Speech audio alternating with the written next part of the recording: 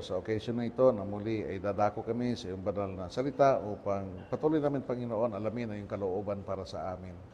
At muli humihingi kami ng iyong tulong at ang gabay mo, Panginoon, sa bawat isa sa amin sa pag-aaral na gagawin namin ngayon. At nawa, patuloy na maging pakinabang ito ng aming kaluluwa at tutungo ito, Panginoon, sa buhay na nagbibigay luwalhati sa iyong pangalan. Hiling namin dalangin sa tanging pangalan ng Panginoong Hesus.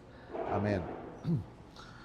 So, naintindihan ko, meron tayong prayer meeting alauna at ngayon ay 11:48 na, tapos magla-lunch pa. Kaya siguro, sikapin ko na ma-cover natin for 30 minutes yung ating study ngayong umagang ito.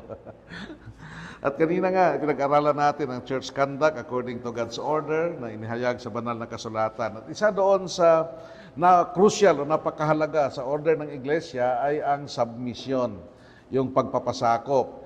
Ito ay isang mahirap na concept sa maraming mga tao, lalo na sa panahon ngayon, na binibigyan ng pagpapahalaga ang personal freedom at ganoon din ang independence and self-assertion. Subalit sa banal na kasulatan, ang submission ay pinapakita na hindi po ito burden, kundi ito isang calling, a way of life for those who belong to Christ.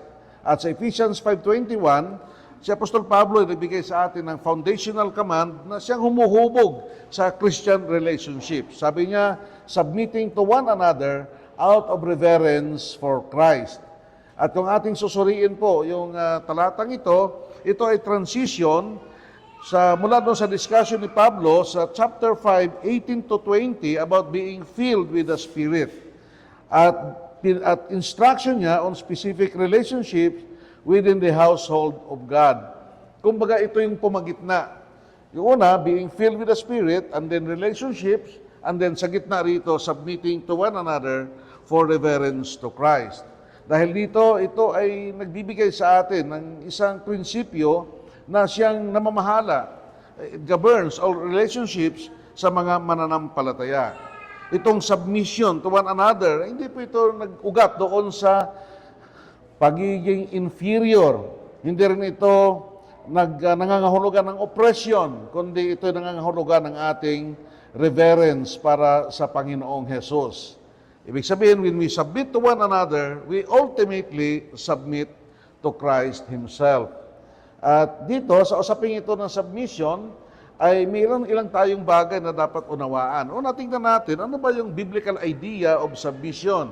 Yung concept po ng submission ay pinapakita sa atin ng salitang Grego na ginamit dito. Sa Greek kasi, ang ginamit dito ay isang military term that means to arrange under. Humanay, ay umayos kayo sa ilalim ng isang namumuno sa kanila. It also means to subject oneself willingly.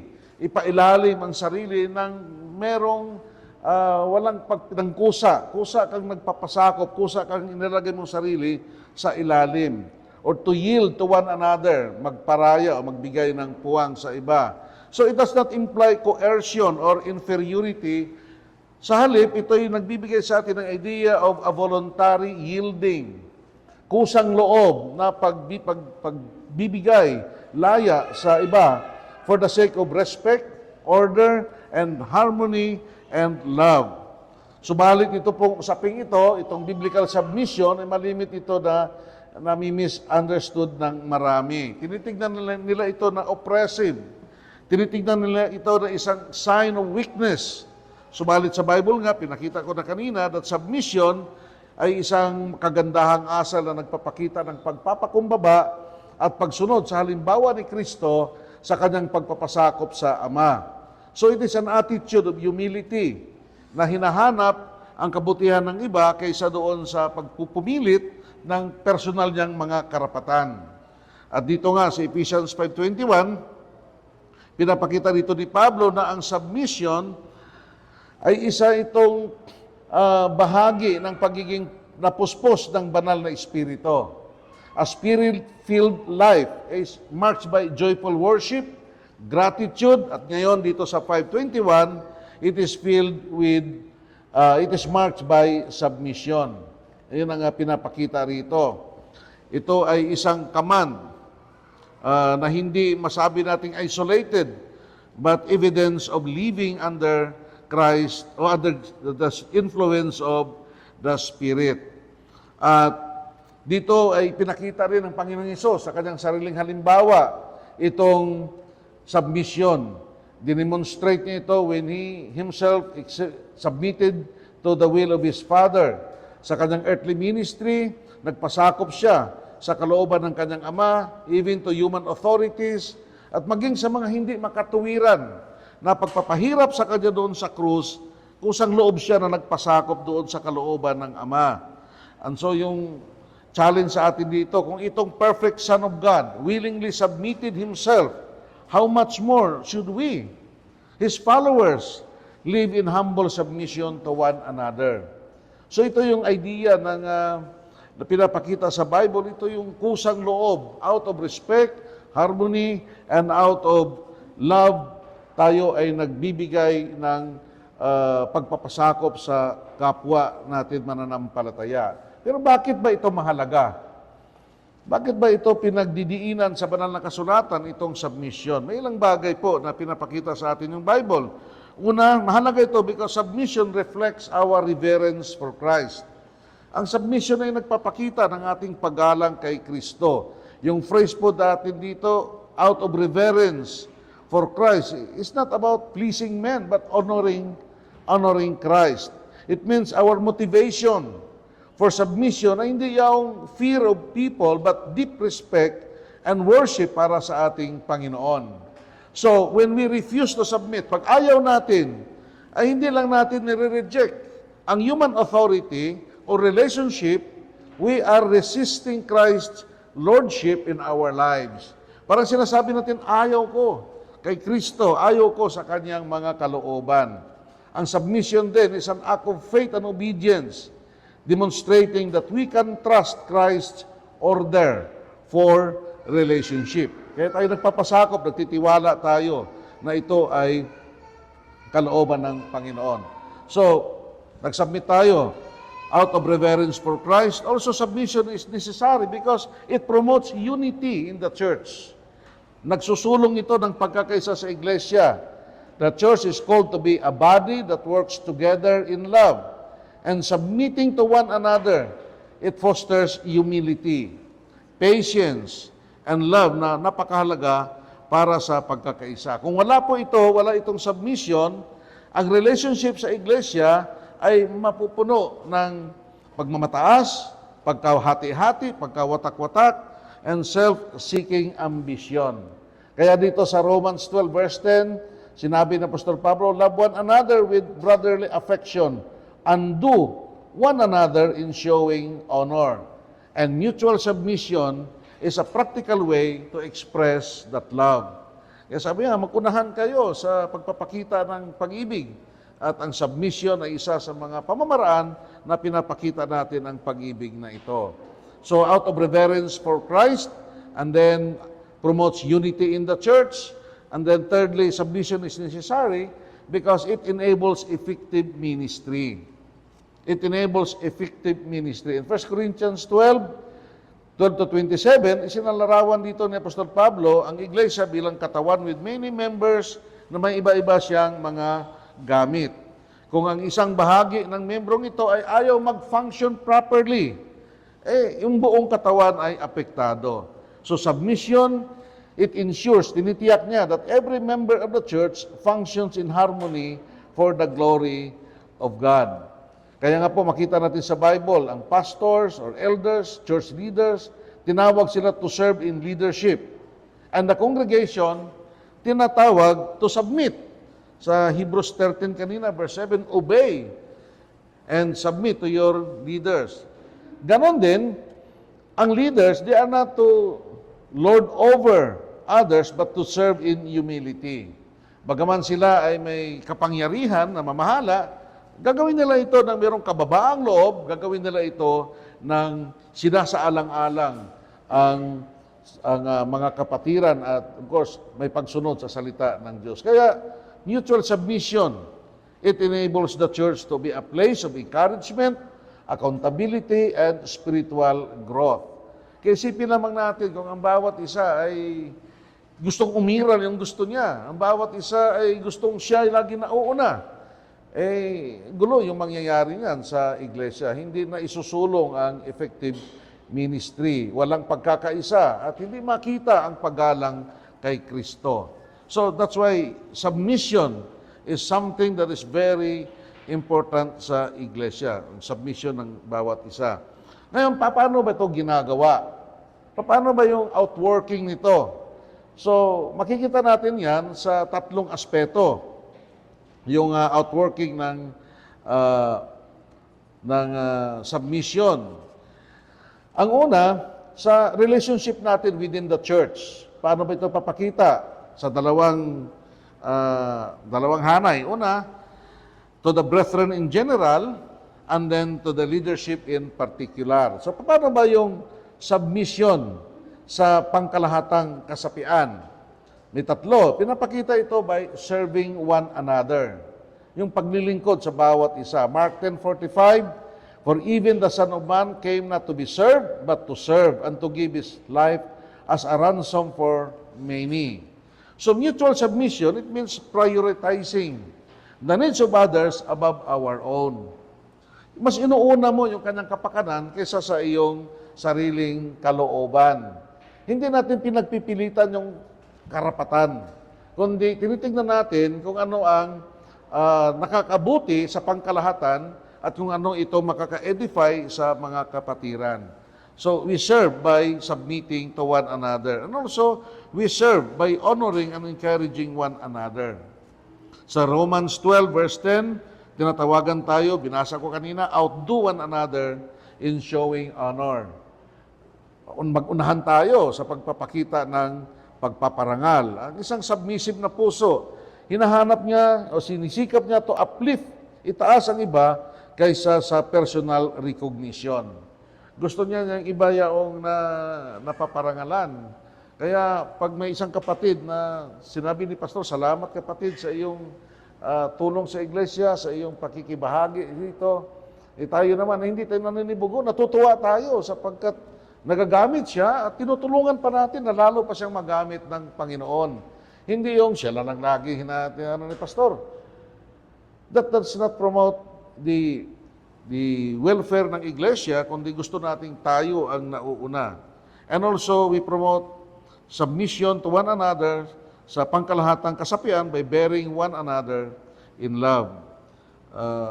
Nais natin ipakita yung submission sa ating patience, sa ating forgiveness, at sa ating mga biyaya sa ating mga kapatid. So, makita natin dito na yung submission ay yung sa alang-alang mo lagi sa kapakanan at sa Christian na paglakad ng kapatiran. With regards naman sa office bearers in particular, nakita na natin kanina, dalawang bagay. Isummarize na lang sa dalawa. Obedience and submission.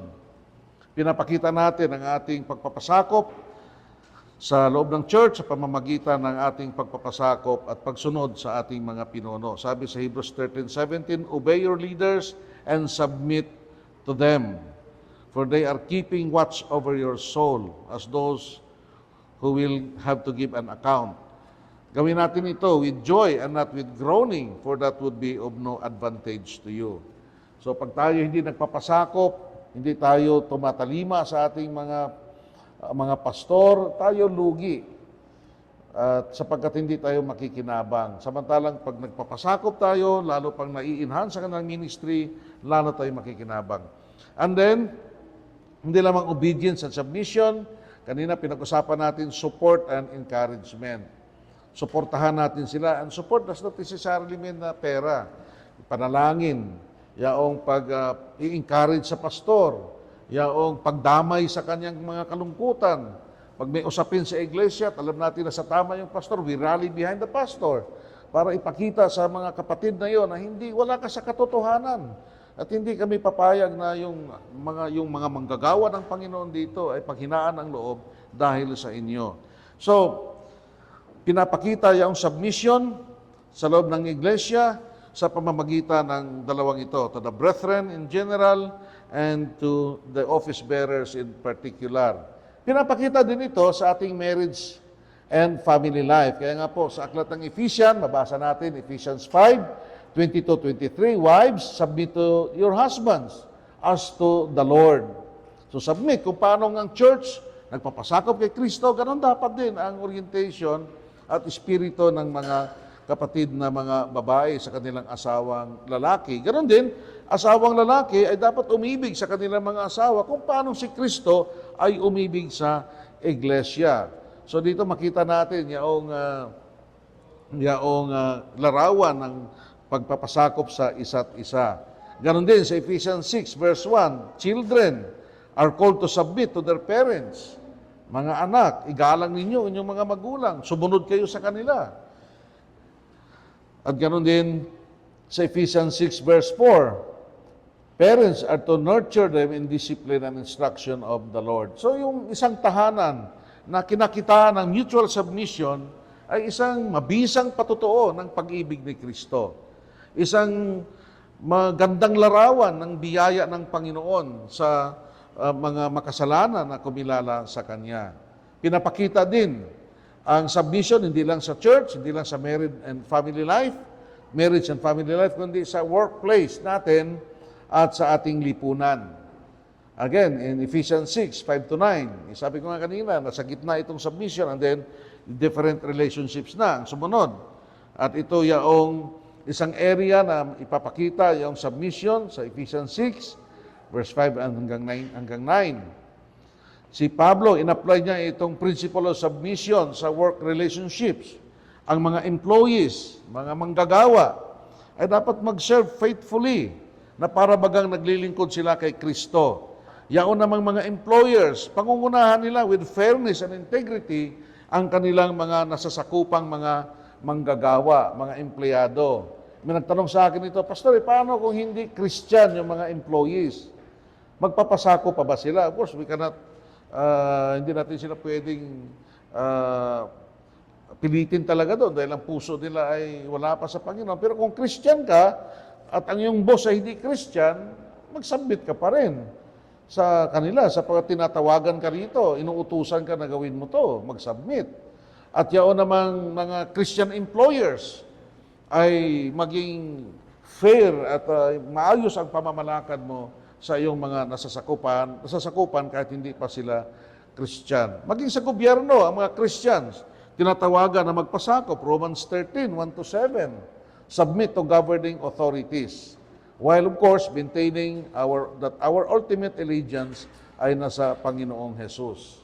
So, paano ipapakita pinapakita natin sa relationship sa church, pinapakita natin ito sa ating tahanan, pinapakita natin ito sa ating workplace, at dagdagan ko na lang din, gawin ko ng 4. Pinapakita natin sa ating personal na lakad sa Panginoon. Submission to one another is only possible when we first submit to Christ. Kaya sabi ko kanina, submission to one another is an expression, a manifestation, a demonstration of our submission to Christ. Because it is Christ na naglagay sa kanila ng mga taong yan sa buhay natin. James 4 verse 7, submit yourselves therefore to God, resist the devil, and he will flee from you.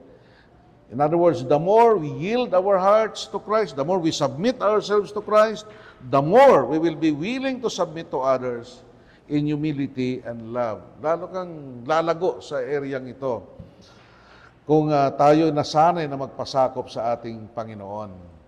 So, tinignan natin paano ito practice. Tingnan din natin, pangahuli, pang-4, ang hindrances. Ano ba yung mga pumipigil? Bakit marami ang nahihirapan mag-submit? Unang-una, hindi kasi Christian, unconverted. Sabi natin kanina, my sheep hears my voice, I know them, they follow me. And because they are unconverted, ang submission is something that is very difficult for them. Ang hindi converted kasi, ang sarili niya ang kanyang tinitignan. Lagi, I and me lang yung mahalaga sa kanya. Kaya yung pagpapasakop sa mga relationships na ito ay mahirap sa kanya gawin yon. Hindi yun natural sa kanya. So yun ang una, unconverted. Kaya pag mayroong hindi talaga submissive, ang unang tignan natin, baka hindi Christian ito.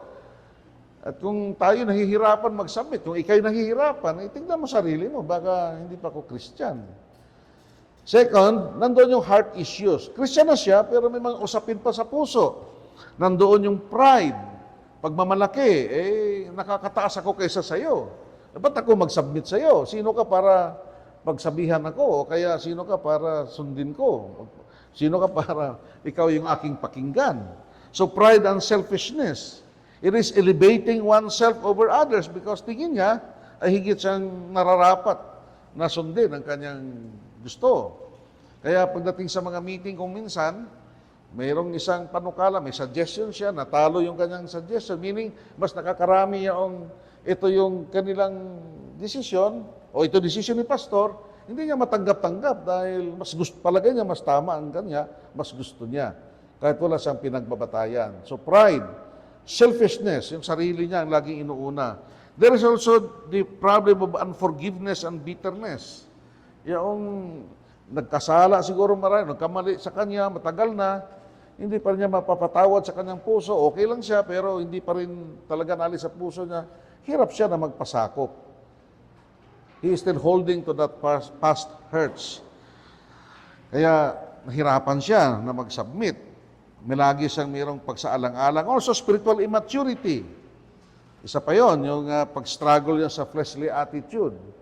Kaya nahihirapan siyang mag-submit and also failure na walang takot sa Panginoon. Hindi pa siya umabot sa point na magkaroon siya ng malalim na conviction tungkol sa kanyang katayuan sa Panginoon. Kaya kailangan na lumago sa kababaang loob, pagpapatawad, spiritual maturity, reverence for God na siyang tutulong upang itong mga hindrances na ito ay mapagtagumpayan. And another thing, kung bakit maraming hindi nahirapan mag-submit is because of worldly influence. Worldly influences, may mga barriers ito na kung saan ay nagiging dahilan para hindi siya mag-submit. Unang-una, yung misunderstanding of biblical submission. Iniisip niya na submission is about inferiority than mutual love. Yaong pagpapahalaga sa individualismo and self-sufficient mindset na siya ngayong pangunahin sa ating panahon ngayon. Ini-emphasize ang independence kaysa sa community. Kaya nga marami ang ayaw sa mag-commit sa membership sa church dahil ayaw niya na mag-submit sa authority ng pastor. Ganon din ang influence ng world system. Yun ang kanyang ina-adapt. So, ito yung ilang mga influences na kung saan ay nagiging hindrance para sa kanyang submission. At dahil dito, ay panalangin natin, pag may mga kapatid na medyo hirap tayo magpasakop, ayaw makinig sa mga pagpapayo, ayaw niya na makinig sa mga tamang ayaw niyang magpasakop sa mga pasya ng church, panalangin natin at hikayatin natin na ipakita sa kanya sa salita ng Diyos ang kanyang katayuan ay dapat sa katayuan ng pagpapasakop. Pero may exemptions naman. May mga exemptions sa mutual submission. At tatlo yung submission dito tatlo dito yung exemption na aking inihanda. Ang una, kapag ang submission o pagpapasakop ay nangangahulugan ng pagsuway sa Diyos. When submission means disobeying God, hindi na tayo dapat magpasakop. Sabi nga ni Peter, we must obey God rather than men. Pagka taliwas na sa salita ng Diyos, hindi na tayo dapat sumunod doon o kaya magpasakop doon. Compromising biblical convictions, labag sa aking konsensya, ayaw nating sumunod doon ayaw nating magpasakop sa isang bagay that would compromise our conscience. Kung ang submission would mean opposing the gospel, hindi na tayo magpapasakop doon. It means standing against anything that distorts the truth of the gospel. Halimbawa, sa isang church, sabi ng pastor, ito yung gawin nating evangelism. Magkaroon tayo ng kaunting pagbabago sa trust ng message. Huwag nating idiin masyado yung sin and repentance. Ibang gospel na yan, pagka ganon. Hindi ako magsangayon yan, pastor. Hindi ako magpipreach ng ganyang gospel. So, if the message would be distorted, submission ay hindi na dapat natin uh, ibigay. And also when government forbids what God commands, ang pinagbawal na ng gobyerno, ang inuutos, pagsamba halimbawa, sabi ng gobyerno, bawal na magsamba ang mga hindi, anong relihiyon ngayon ang masyadong malakas? Hindi tayo susunod. Kahit magtago pa tayo, hulihin tayo, sasamba tayo kasi we must obey God rather than men. O kaya naman, nag-utos yung gobyerno sa pinagbawal ng Diyos, na ipinagbabawal ng Diyos. Halimbawa ngayon, may nagtanong sa akin, Pastor, paano pag may nagpakasal sa iyo na parehong lalaki? Pag hindi mo ikasal yan, baka kasuhan ka kasi may license ka to solemnize marriage. Sino ba susundin ko? Ang gobyerno o ang Diyos na nagsasabi na kasalanan ang bagay na yan? So, when submission means disobeying God, hindi ako dapat magpasakop. And secondly, when submission causes sin, harm, or injustice. Pag magdadala na sa kasalanan, ay hindi na tayo dapat magpasakop doon sa mga bagay na yon. O kaya naman, ay magkaroon ng suffering or abuse. Halimbawa, si David, siya tumakas kay Saul kaysa sa mag-submit noong siya ay hinahangad ang kanyang buhay. Pinatawag siya ni David, ni Saul, halika, meron tayong pagpupulong. Hindi dumating si David. Kaya nung makita ni Saul na wala si David sa upuan, nagalit siya, pati anak niya. Muntik na niyang patayin. So, disobey ni David yung utos na yon because alam niya, yung buhay niya ay nanganganib.